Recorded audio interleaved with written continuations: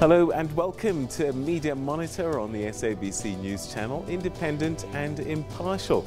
Now this is where we take a look inside the world of media, analysing the trends, the issues and the reporting of some of the week's top stories. Thanks for joining us. I'm Peter Ndora and this is what's coming up on the show today.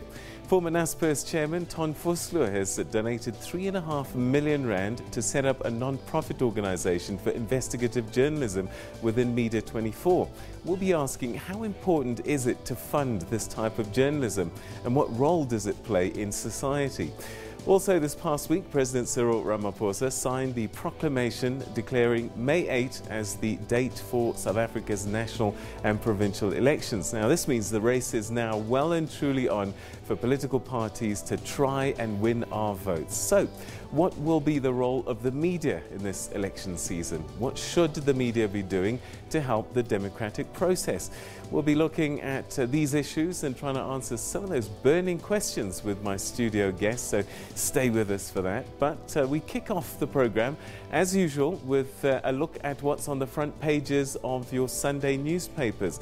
Let's start with the Sunday Times, which is leading with a story that looks like war between Finance Minister Tito Mboweni and the Public Protector Advocate Busisiwe Mkhwebane. Now, the minister is accusing the Public Protector of tarnishing South Africa's image abroad by going after Treasury's Director General Dondo Mkhajane for not declaring a speeding fine conviction 8 years ago. Well, the Public Protector has asked President Ramaphosa and the National Assembly Speaker Baleka Mbete to reprimand Mboweni for his comments.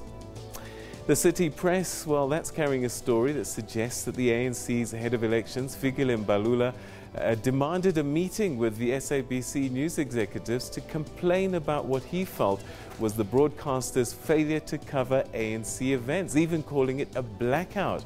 Well, the SABC is reported to have said that the opposite actually is true, that the ANC had received so much coverage that other parties also needed to be highlighted so that it doesn't get accused of being biased towards the ANC. The Sunday Independent's top story is about the Public Investment Corporation's Commission of Inquiry. A Labour union has accused the Deputy Finance Minister, Mondli Ngungubele, of lying about why all 9 board members of the PIC resigned.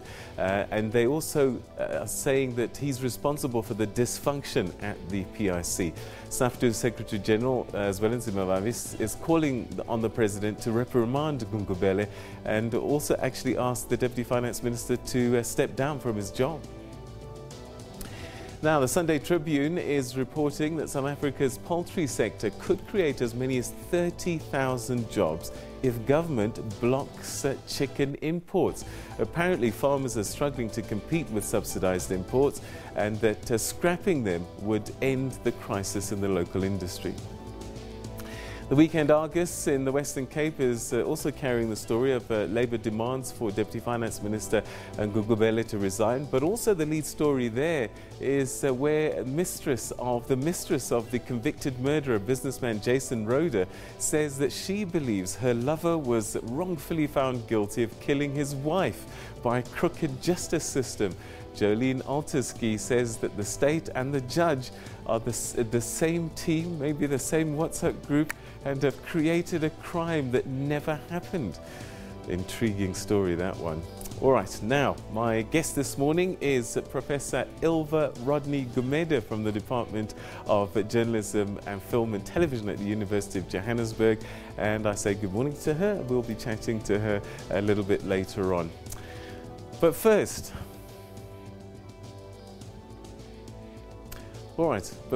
we start with this story. Broad-based multinational media group NASPERS this past week announced that it would be launching an organization that will look into promoting investigative journalism. According to former NASPERS chairperson Ton Vosloo, the organization, going by the name Truth First, had been established to help the country's best investigative journalists to continue their work. Well, somebody who knows all too well how important investigative journalism is and some of the challenges this type of reporting faces is the managing partner of Amabungane Center for Investigative Journalism, Sam Sol. And he joins me now via Skype. Sam, thanks very much for joining us. A very good morning to you. Morning, Peter. All right, so Sam, you've been at this game quite a while now. Let's just start with how important is investigative journalism, particularly in the times that we are living through? Look, I think you see from the commissions that are happening right now, the PIC Commission, the State Capture Commission, even the Commission of Inquiry into the fitness of office of former senior officials from the National Directorate of Public Prosecutions. They all, to some extent, greater or lesser, had their genesis in investigative journalism and articles that were published in the media by us at Amabungani and colleagues. All right, so we've seen Ton Vosloo donate 3.5 million rand to Media 24, and he cites that investigative journalism is short on cash, short on resources. Is this what you've experienced? Look, absolutely. I think investigative journalism is obviously one of the most expensive types of journalism to try and do.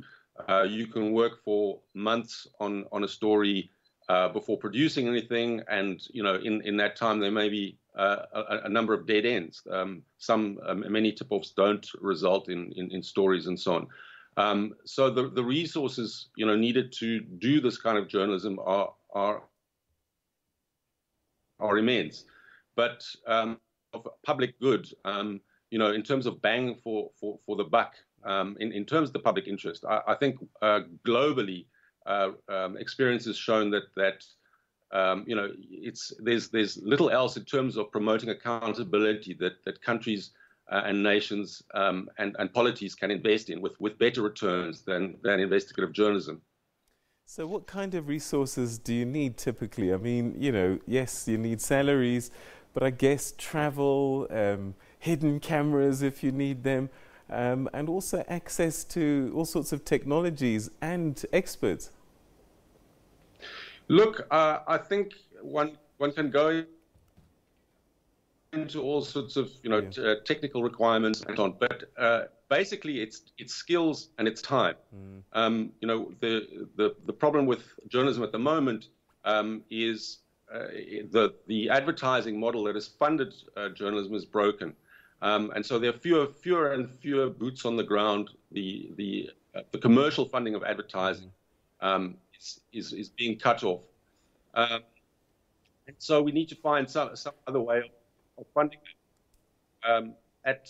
At Amabungani, I think for next year is something like 12 million rand, so $1 million a month, and some of that is our sort of legal fund.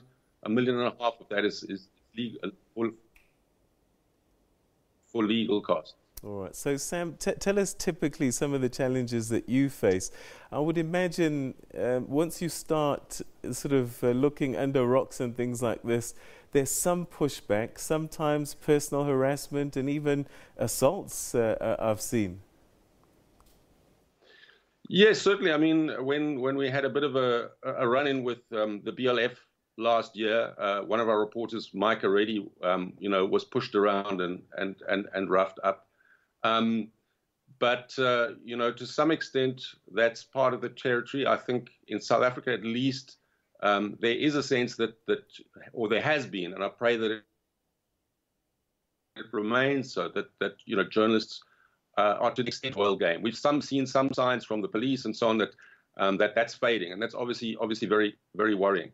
But the main thing is time and resources, people with skills and time, and what the money that we get, we're fully donor funded, really provides is the time for people to get off the sort of treadmill of having to produce 3 or 4 stories a day, and really delve into things, to ask the questions on behalf of the public, to study, go through documents, understand the background facts, and come up with something that some people don't want to know.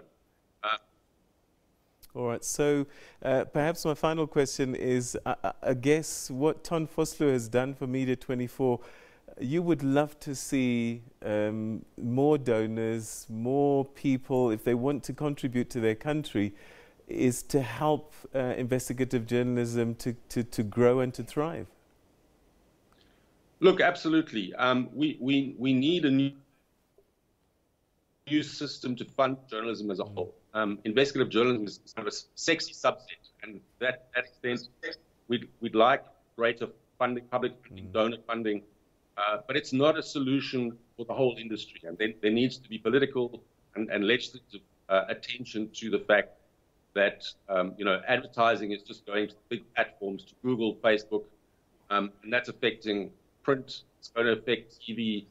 It's going to cascade down. It's bad for our democracy. All right, Sam, we're going to have to leave it there. Thanks very much indeed for sharing your thoughts with us. And that's one investigative journalist who's done incredible work. And as he said, many of the stories have sort of provided ammunition for some of the inquiries that we're seeing right now. We're going to continue exploring the role of investigative journalism and also the building of the skills after this. Stay with us.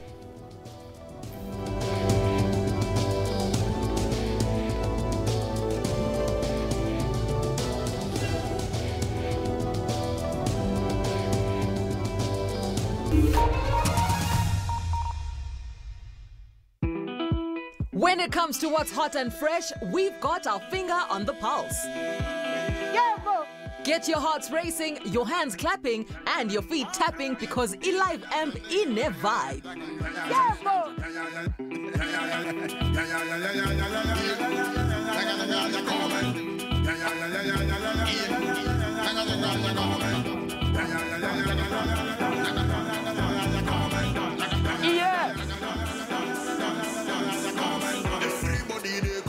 They hear the sound, they jump.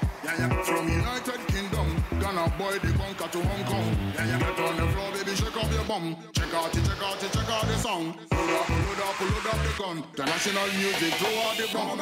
So come and dance and show yourself to Live Amp Fridays at 7:30, only on SABC 1 Mzansi, for sure. Come and dance.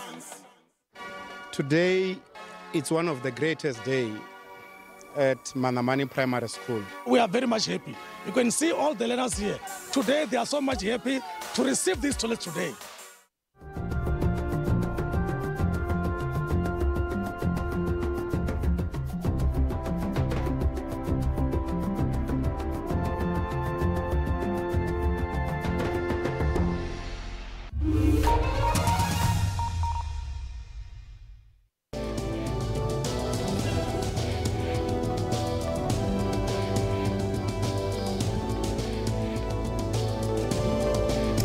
Welcome back. You're still watching Media Monitor. And just before the break, I was speaking to investigative journalist Sam Soul about the challenges facing investigative journalism and resources and time required to do this important work. I'm now joined by Prof. Ilva Rodney Gumede from the University of Johannesburg. Ilva, investigative journalism, when we look at some of the inquiries that have been set up as a result of a lot of work done by great journalists, this is a skill, but a skill that needs to be developed. You don't just wake up one morning and you're an investigative journalist. Not necessarily, no. And you're right, it is a skill, and I think in terms of resources, and we listen to Sam now, and Sam talks about resources being dedicated, or the need for dedicating resources to investigative journalism, and he talks about time and money, for example. But I think that, yes, as hard as it is to find the time and the money to fund investigative journalism, as you say, it's the skills that takes time to nurture and to build up and to foster. And where do we find the time and resources to build the skills? I think that's the big question. And as you say, you just don't wake up one morning. So, I mean, training is hugely important in this space. And the question is, where's the training going to come from? And of course, we've had commitments from institutions like the IEC, for example, around elections to train journalists on elections. We'll talk about that a little bit later. But in terms of these long-term investigations, like Amabungana has done very, very well, you need the skills, and you need the skills to make sure that things don't go wrong. we've seen things go awfully wrong as well in some investigative processes, like around the SARS, for example, in the South African context, and there are many other examples as well. So training is needed. I mean, our journalism schools, of course, and universities can do work towards that. Yeah. Often we train students on general reporting skills, not on investigative journalism. So there are training institutes that do that. The IAJ, for example, the Institute for Advancement of Journalism. SANEF has come out and sort of tried to support some of these spaces as well. But I don't think it is enough. I mean, these are very highly specialized skills. It goes beyond the run-of-the-mill reporting and the basics of reporting. And with sort of fake news and big data and bots and so on, we need investigative journalists that can actually go beyond, that have the technical skills and use how to sort of counter new technology and use new technology to their advantage as well. So there's a whole package of skills here. And of course, investigative journalism puts a lot of pressure on ethics as well. There's a lot of things that can go wrong in this space, eh? So that, you know, knowing the ethics and the ethical boundaries here are hugely important as well. Yeah, the ethics is the other thing that I wanted to chat about, because we have seen some spectacular failures, particularly in the last year or so. Yeah. And I just wonder, at the training level or at the teaching level, because this is what you do, what are our journalists being taught? Do they know these things, or is it that they learn on the job? I think that many journalists actually have to learn on the job, and I think that having good teams like the Amagongane team, for example, actually provides a mentorship platform for younger journalists that comes into the fold. And I think that's really the only way to do it. We can, within the realm of journalism courses, whether at the university or private institute, we can, as I say, give the basic skills. I think that a lot of the investigative journalists are so highly specialized that it is actually difficult to do it. It will take up a lot of time within a general curricula. I think in terms of university courses on a postgraduate level, we try to do it, but we can't free up that the longer term sort of, you know, the time that really needs to be dedicated to do it. And the question is also, of course, I have the skills to impart on sort of, you know, as I say, the basics of reporting, ethics, we try to emphasize a lot, and that's important. But I might not have those specific skills and those technical skills that needed. I mean, I myself is grappling with big data journalism, for example. And these are technical skills where you actually need statisticians, you need, you know, a lot of different skills coming into it that might go beyond, you know, journalistic skills in a sense. Yeah, and also reporting on many different platforms. Yeah. But look, let's move on a little bit, because this week was also an important week. President Cyril Ramaphosa signed the proclamation to declare the date of South Africa's national and provincial elections. Now, Tuesday's proclamation triggers the start of the Independent Electoral Commission's election timetable, which sets down key dates and deadlines ahead of polling day. Now, the proclamation also sees the closure of the voters' roll for this year's elections. All that is left is for the IEC to get into its final preparations and for the political parties to start their race to win our votes. Whilst the proclamation was signed this past week, the date for the elections was actually announced by the President during his State of the Nation address in February. In a few months' time, South Africa will go to the polls for the 6th time in our democracy to vote for national and provincial government. This is an opportunity for our people to exercise their hard-won right to determine the direction of this country. I have engaged with the Independent Electoral Commission, as well as our various premiers, and also in all the provinces, and intend to proclaim the 8th of May 2019 as the date of the elections.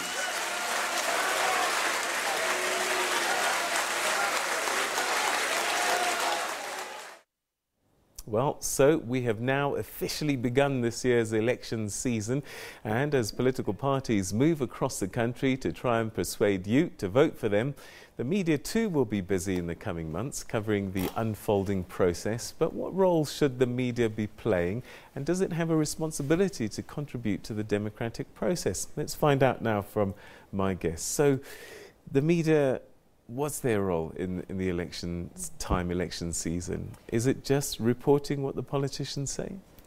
I mean, to a certain degree it is, yes. And to be safe, we can say that it is, you know, the reporting on the various political parties, their political party programs, also reporting on the elections themselves in the sense of how well managed they are in the lead up to elections, but then also, of course, on election day and so on. Election day always becomes quite tricky because there are very particular roles around, and rules, I should say, around what the media is allowed to do. As well as political parties, what they are allowed to do on polling day, for example. But then it's the aftermath of elections as well. When do we start reporting on polling results, results themselves, and so on? And there are particular rules around this as well, and we need to be wary of that. So all of that is a big package.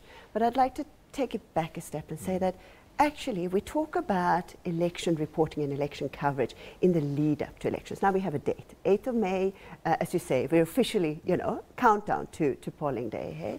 But of course, election coverage is something that needs to happen on a sort of, you know, daily basis almost. You know, the coverage of political parties and what they do, how well they fulfill their mandate, is something that shouldn't just happen in the lead up to elections. It's an ongoing process that we need to get. And political coverage is the sort of, you know, the heart of, you know, the core of journalism, if you wish, and a functioning democracy.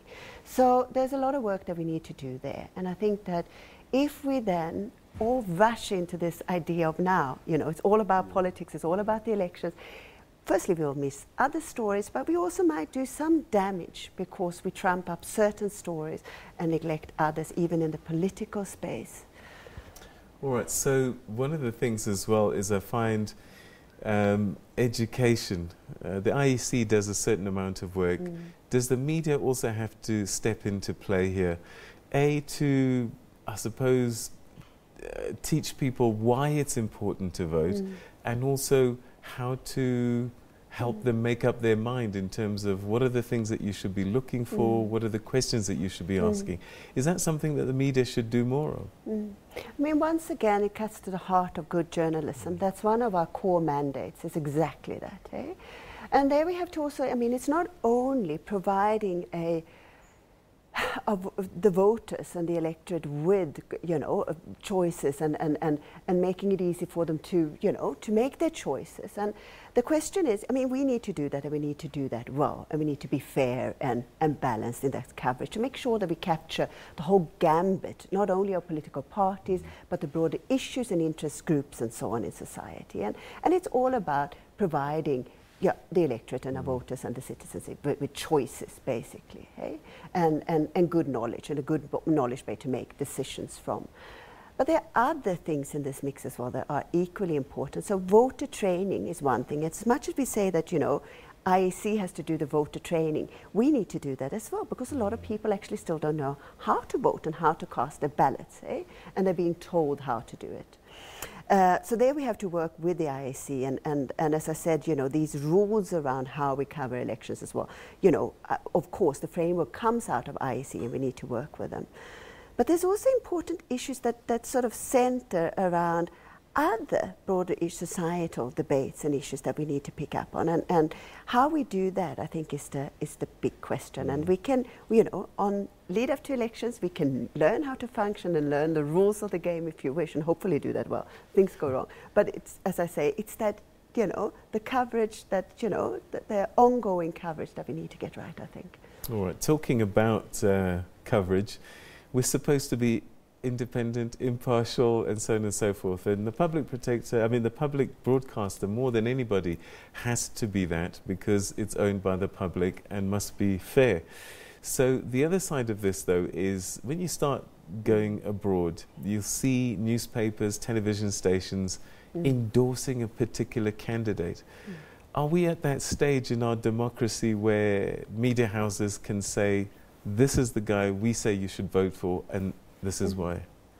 I mean, it's interesting because we've spoken about this on this show before, this idea that actually in South Africa we don't have, or supposedly shouldn't have, a press that's, we don't, we shy away from a political affiliated press, which I think is a good thing. I think it's a good thing that journalists aren't affiliated with a political party, at least not card-carrying members. I think it's and I think it's good that we don't have an outright political party press in that sense, because I think that a lot of things go wrong in that space. However, in instances where we've seen that there's been political leanings, and let's be frank, we've seen that in a South African context as well, as much as we say that we don't. We need to be open and honest about it. So we need to openly sort of try to tell our readership about these, these debates that we're having internally as well within the newsroom. And we've seen editorials coming out of our newspapers that actually have a leaning towards a particular political party. And that needs to be declared openly. The question is our readership ready for that? So as much as we might say that, maybe we're there, maybe we should, rather than, having our readership guess at something or, pretend that we're not there. But I think that our readership is not ready for that. And if we look at Western Europe, we have a readership and citizens really have grown up with political party affiliated press. So when you pick up the Guardian, that it is Labour, for example, in the UK. Hey? We don't have that. And I think that we would have to actually do a lot of work then with our readership to explain it to them what's happening in this space. And that's also a very, it's a dangerous and tricky space. All right, okay. We're going to leave this discussion. I'm sure we're going to have more as the countdown clock continues. We're going to take a quick break, and when we come back, we'll start taking a look at some of these newspapers. And in fact, one of them is in fact even carrying a story about one political party that is trying to strong-arm the SABC. Stay with us.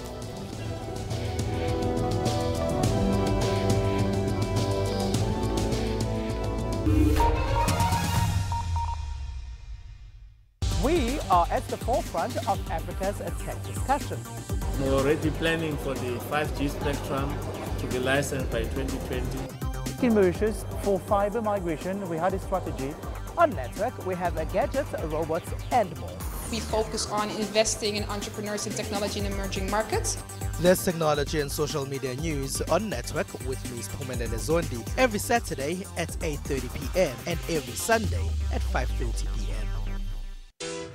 On Trends Travel, we bring you a full guide on all things lifestyle related. With so much to discover, we give you comprehensive reviews of places to visit, music, travel, and food. We also explore the arts, whether on or off stage.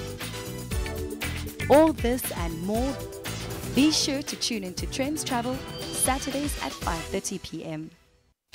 In a UN report, scientists say climate change is getting worse. 1/3 of our food sources for the population come out of the ocean. We spoke to people who have been directly affected. We have lost a lot of cattle. Gemsbokvlakte, Tosca gebied and Jakkalskop, everywhere you will see there's animals dying. I've lost 2 of my cattle this January. Africa's demand for clean drinking water is rising. Drinking water is a top priority. The next day when the water comes back, it's dirty. I have implemented a level 5 water restriction, effective immediately. Environmentalists seek solution to preserve the planet. This is Cape Kirpa, which is also one of the endemic species that is only found within the Western Cape, so it occurs nowhere else in the world except in our water systems. It's all things gangster and power in the kingdom of KwaMashu as 2 families immerse in the contradictory world of church and crime. Uzalo, weekdays at 8:30 p.m. on SABC 1. Mzansi, for sure. I use my name First and foremost, that's all I heard. And from using the name, I got a small loan of 8,000 rand. I remember there is a time la sa zama kumfunela umsebenzi.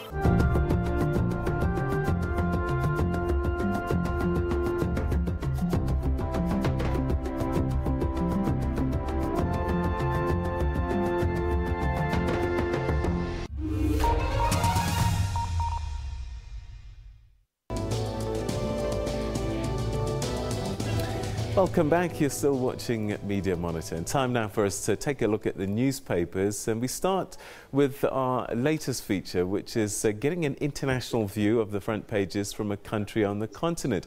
Today we go to Uganda and in Kampala to be specific, and we'll be taking us through the headlines there is Benon Oluka, who's a former editor of the Observer newspaper. Benon, thanks very much for joining us. Habari yako? I'm sorry, Peter. Thanks for having me. Great. Lovely to talk to you. Take us through some of the papers that are coming out this weekend in Kampala and Uganda. What's the first one that you're looking at? The first paper that I'm looking at is Saturday Monitor.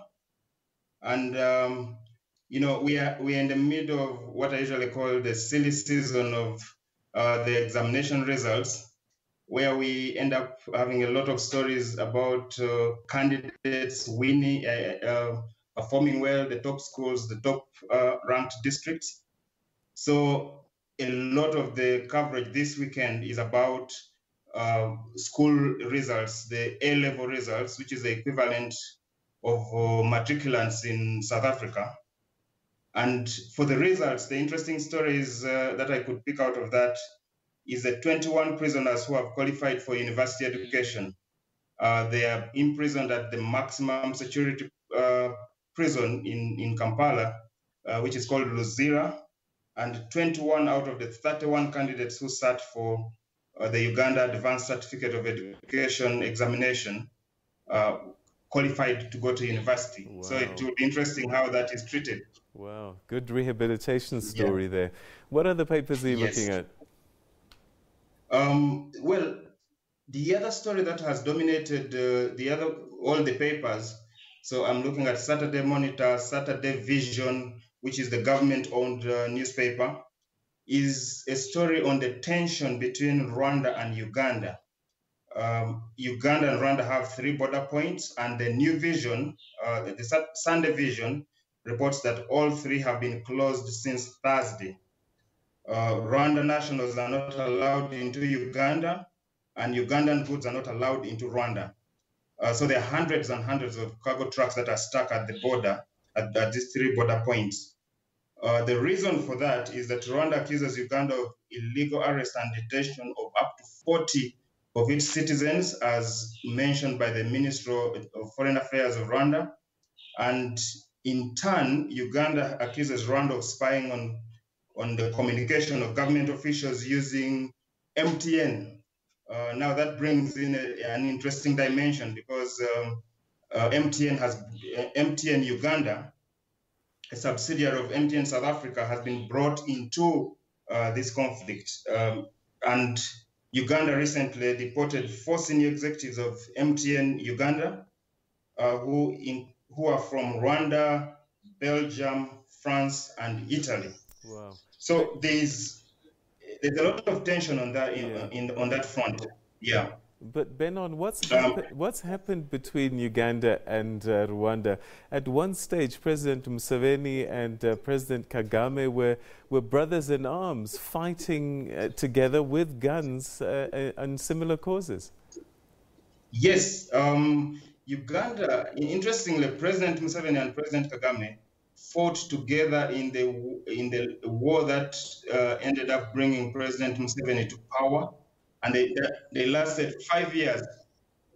Today, there have been tensions over a lot of tension between Rwanda and Uganda, because Rwanda accuses Uganda of training, of supporting some rebel groups that are supposed to be training to try and overthrow the government in Rwanda. And so Rwanda is retaliating while by, say, tapping the communication of senior government officials in Uganda, and I think that's increased a lot of the tension that we see right now. All right. Perhaps a final question for you. We won't look at all the other papers because we're running out of time, but just tell us very briefly the state of freedom of the media in Uganda. We know that President Museveni is not shy to rule with an iron fist when required, and often the journalism suffers as a result of some of his strong arm tactics. Yes, there's the media in Uganda continues to fight against strong odds in delivering news to its citizens. Only recently, there was a journalist who was beaten up by secured by a senior government official who is Uganda's ambassador to Burundi. He beat him up along with a police officer who were trying to restrain him from some excesses on the road. He was trying to take a U-turn that was illegal on the highway. So there are so many instances of either senior government officials individually infringing on the rights of journalists, or you find that the government itself, as an institution, sometimes infringes on those rights through the police, through the courts of law, through scare tactics. So we are not, the media is not in a good place because of all that, all those tactics that are used by the government. All right. Benon, we're going to have to leave it there. Thanks so much indeed for giving us a view of what's happening in Uganda from Kampala. You've been great. Thanks so much indeed for your time. Asante-san. Peter. Thank you so much. That was Benon Luka, who was a former editor of The Observer in Uganda. And Ilva, it's a challenge for media across the continent. Some countries are better than others, but there, Uganda is telling tales of challenges. And that brings us to South Africa and our newspapers. And the city press is running with a story, ANC bullying the SABC. Yeah. Not good, eh? Yeah. No, absolutely. I mean, but firstly, just a quick comment on the context of Uganda. I mean, what's interesting, and Uganda is actually a very, very good example of that, how social media has played a role instead of the mainstream media, actually as a counter then to government clampdowns and so on. And that's an interesting thing, and we see that emerging on the continent as well. But, you know, back to the story then at the front page. This is the front page, City Press. The ANC bullies the SABC. Yeah, I mean, firstly, in lead up to elections, we are going to see these kind of stories. We are going to see these kind of pressures, maybe I should say, you know, on news media outlets from various political parties, not necessarily only the ANC. In this case, it's the ANC, the SABC. We've always known that there's been sometimes close relationships, sometimes fraught relationships, and a relationship where we try to regulate. Eh? So, I mean, the justification here that comes then from the SABC saying that, you know, we're not particularly favouring any political party. We need to be wary of not giving too much coverage just to the main political party or the ruling political party. I mean, there are a lot of different aspects of this. I mean, firstly, of course, you need to try to give fair coverage to all political parties. How do you do that? Do you give equal coverage? You know, how do you measure that? Isn't it so that a ruling political party should get more coverage, more scrutiny by the news media because they are the ruling party?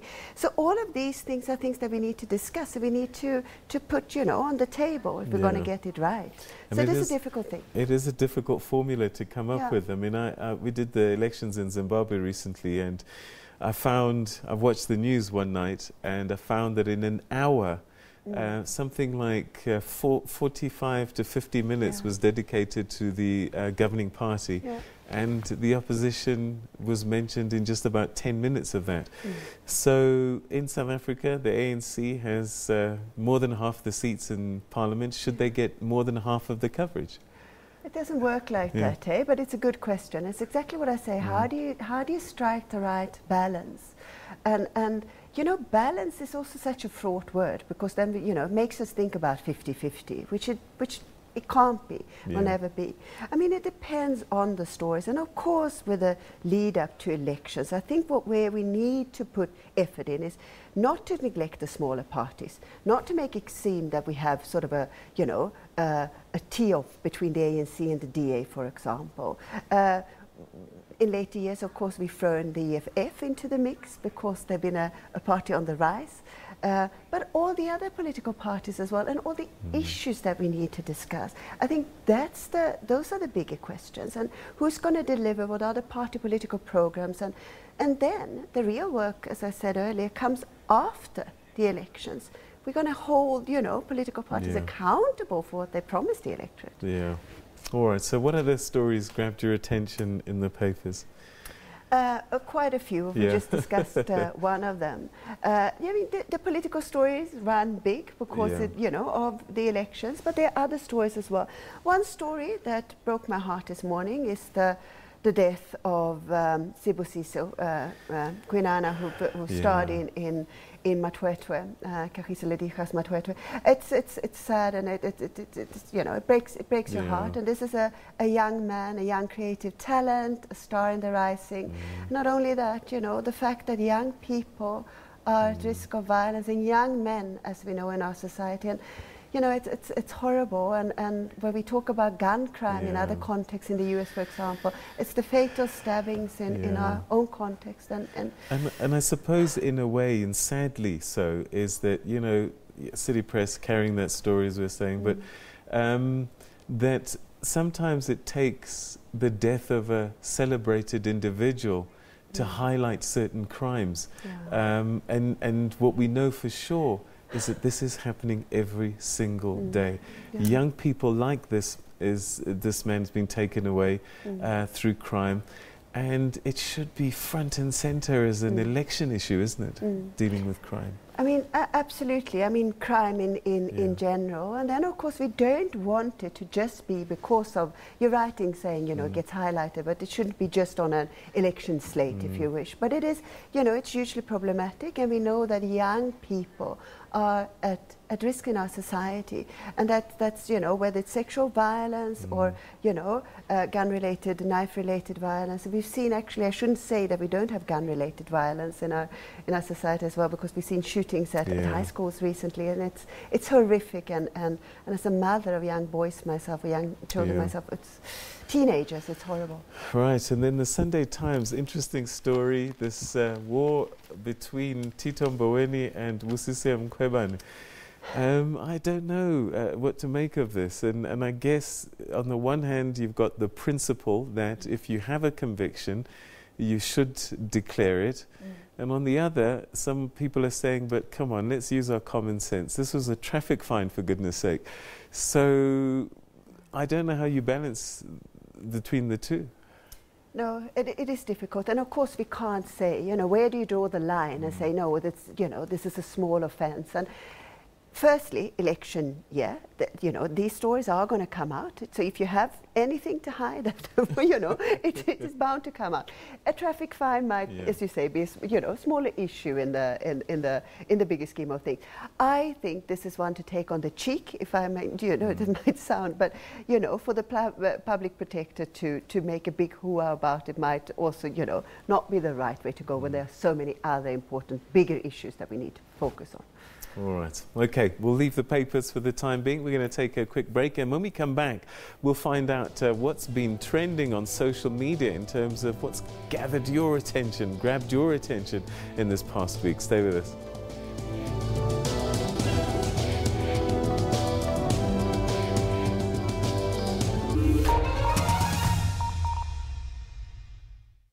It is worrying indeed when any publication has to close down. So it is really getting tough from the point of view of lack of sufficient readership to the issue of social media. How influential is the media still?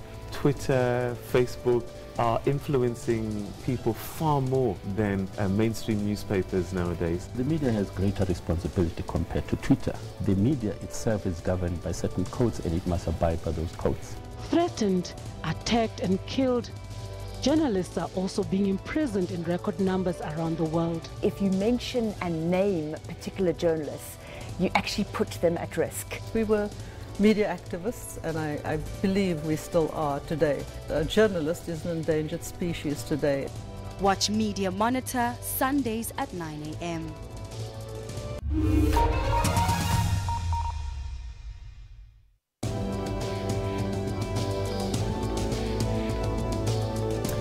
Right, now, welcome back. We're starting to wrap things up on the show, but let's first take a look at some of the trending stories that happened on social media this past week.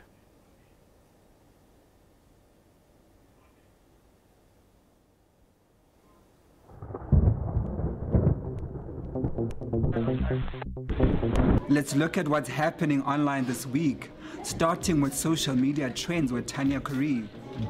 This week, the murder of Teresa Temane dominated our social media feeds as the community tried to wrap its head around exactly what happened. It takes the top spot on the top 10 this week, and Pastor Lakau's fake resurrection gave rise to the Resurrection Challenge, with memes flooding timelines across South Africa. Never ceases to amaze me how we have this brilliant sense of humour in South Africa, and social media is just on fire. Resurrection Challenge comes in at number 2. State capture inquiry saw the testimony of Trevor Manuel, and it was riveting.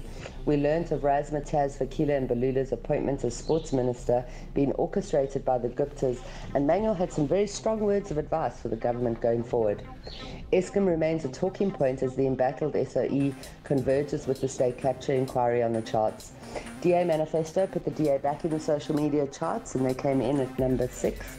Basasa and the Guptas also took their spot on the charts just when it seemed we'd forgotten about the Guptas. State capture inquiry resurrected those stories. Mchunu fainting at the SOPA 2019 made an impact this week, with many commenting on how people prayed rather than helping him, and many concerned about his health. And now for the top stories on SABCnews.com. Articles related to Prophet Alf Lokau of Alleluia Ministries were popular on the site.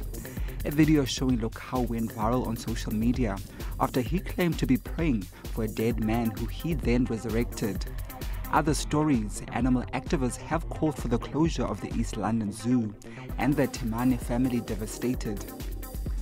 Smart Nation Concepts has developed a solar school bag for disadvantaged learners.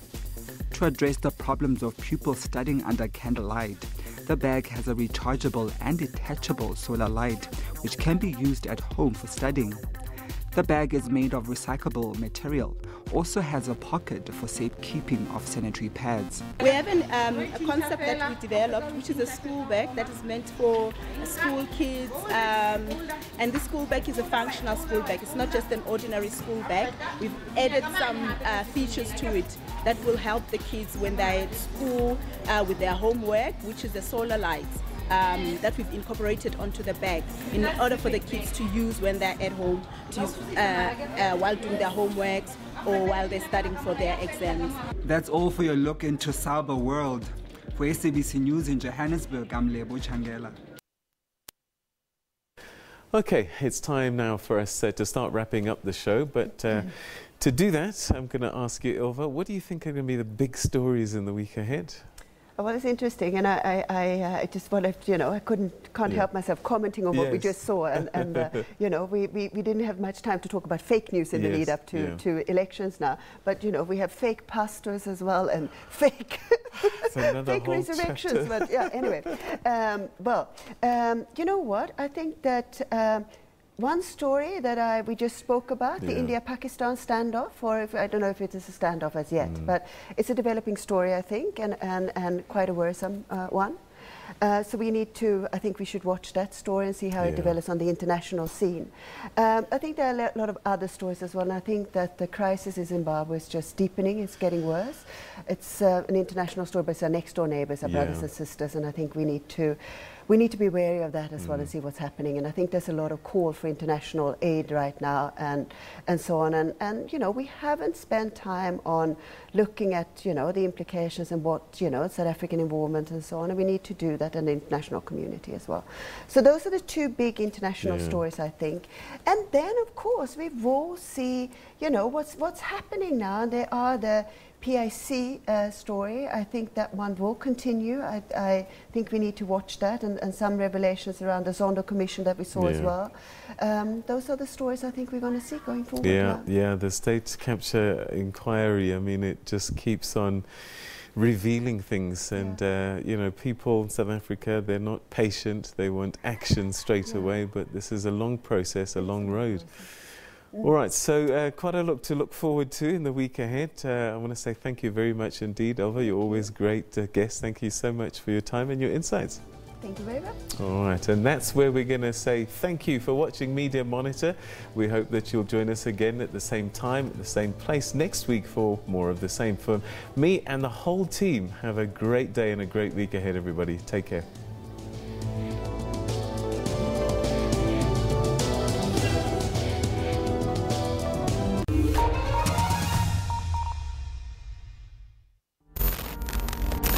It was a journey of self-discovery. It started as a call to adventure. Some of us leaped at it, some of us refused the call.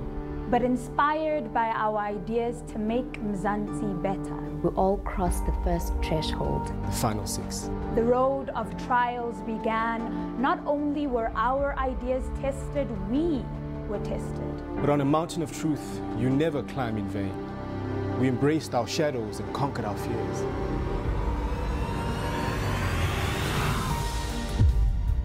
It was no longer about us. We discovered our essence in selfless service. From the judges, I learned an unwavering steadiness of purpose to look to nothing else, not even for a moment, except to reason. Leadership is not about the next election, but about the next generation. From One Day Leader, we learned and we became. One Day Leader, Thursdays at 9 p.m. on SABC 1, Mzansi for sure. On Trains Travel, we bring you a full guide on all things lifestyle related. With so much to discover, we give you comprehensive reviews of places to visit, music, travel, and food. We also explore the arts, whether on or off stage. All this and more, be sure to tune into Trains Travel, Saturdays at 5:30 p.m. During World War I, 25,000 South African men joined the Native Labour Corps. The troops ship SS Mendi left the Cape Town harbour on the 16th of January 1917. Carrying over 800 servicemen, it sunk in the English Channel en route to France. 646 men lost their lives, over 600 of whom were black soldiers from the SA Native Labour Corps. Isaac Joba said to have performed a death drill on the deck of the sinking ship, a story relayed by survivors. Several bodies were washed ashore along the south coast of England and Norway in Holland after the wreck. The government of the time did not immediately inform the families of their loved ones who had perished at sea. After the war, black soldiers were not compensated or acknowledged for their contribution.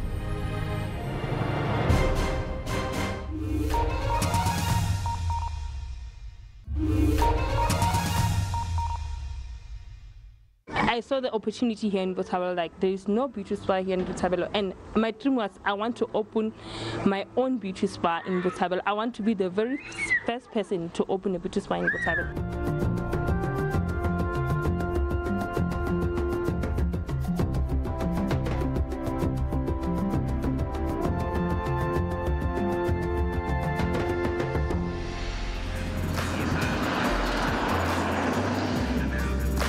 While the popular saying warns against judging a book by its cover, Botshabelo-based businesswoman adopted this code and demonstrated that there is more to the beauty business than the interior.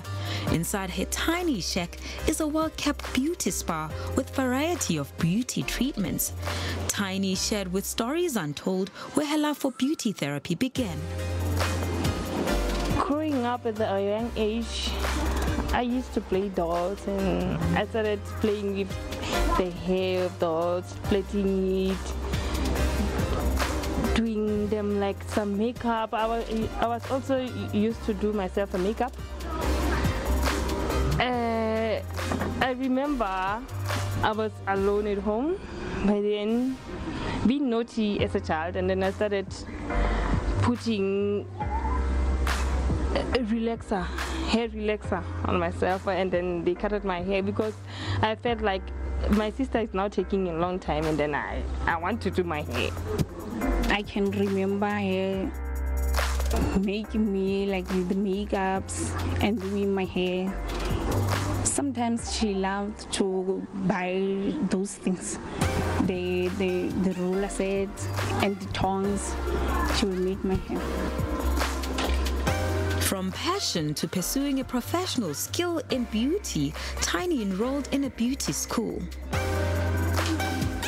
When she started, she told me that, yeah, Mama, I want to go to school to Motewo and do the nails because I can see she has a potential to do that. My sister Dikeledi, definitely. She saw that because she even mentioned like from the very young age, she could see that maybe I was going to own a salon or something because she was a salon owner as well. So I used to help her maybe sometimes. So another thing, my brother, I remember when I wanted to go to study, I wanted to study something different, and then my brother advised me, why don't you study maybe hair or do something, at least something that related to hair or something. And then I heard about the beauty course when I arrived at the college in Motewo with ET. So that's where I started enrolling for beauty, and then there, being in that course for a year, I started developing. I started loving it. After tertiary, she worked at a beauty shop, but that still wasn't enough for her. I got a job in Durban. When I was in Durban, that's where I realized like I'm making this fortune for someone that I can make for myself, and then I started saving up so that at least one day I can open my own thing. That's where I started telling myself I want to open my own thing. And then after that, when I was here already back to Caterton, when I was here in Free State, that's where I saw the opportunity here in Botshabelo, like there is no beauty spa here in Botshabelo, and my dream was I want to open my own beauty spa in Botshabelo. I want to be the very first person to open a beauty spa in Botshabelo. Tiny shared the word of a beauty shop on social media, and to her surprise, the local caught on. After quite some time, on August, the 8th of August, when I was opening, I posted it. Like, this is my shack, this is my beauty spa, the pictures inside and everything. That's how people knew about everything. Using social media to advertise what's now known as Mukuku Beauty Shop, Tiny has received positive feedback from people in and around her township. For me, it's growing, and it's growing very well. I was not expecting it at all. It's growing very well, especially from my community. When it comes to finances, the challenges that I have is, I think I still need to get more lecture about the business, how to manage the finance and everything, so that I can at least keep the records and everything. Her services have grown from just doing nails. She now sees a growing number of people coming for massages.